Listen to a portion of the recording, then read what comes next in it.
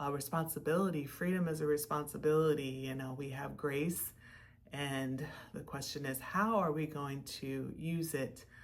And it should be to empower us to pray more, to, overcome things that we couldn't overcome before, and really be a light for Jesus, righteous, following him, and doing his will, doing God's will. And that's how we can intercede for others. He will speak to us and even tell us who we should pray for. And we may not have even known they needed prayer, but they just come on our mind and our heart. So Elijah was a human being, even as we are. It says in verse 17, he prayed earnestly that it wouldn't rain. And it didn't rain. God honored his prayer. And it didn't rain, for 3.5 years. And then after that amount of time, he prayed again, and it did rain, pardon me.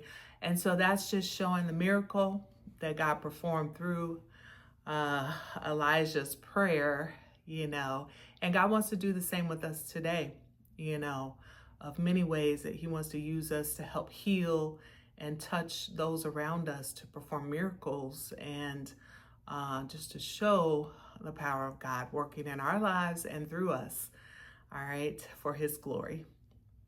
Okay, and then I also want to, take a look at Ephesians 6:18, and that's going to be before James. So it's about spiritual warfare. At the end of this, the title of this whole passage is the armor of God. If we look at verse 18, it says, and pray in the Spirit on all occasions with all kinds of prayers and requests. With this in mind, be alert and always keep on praying for all of the Lord's people.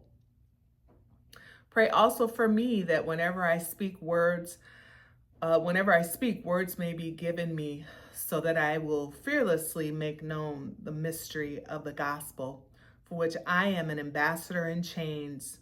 Pray that I may declare it fearlessly as I should. Okay, so here Paul is just saying,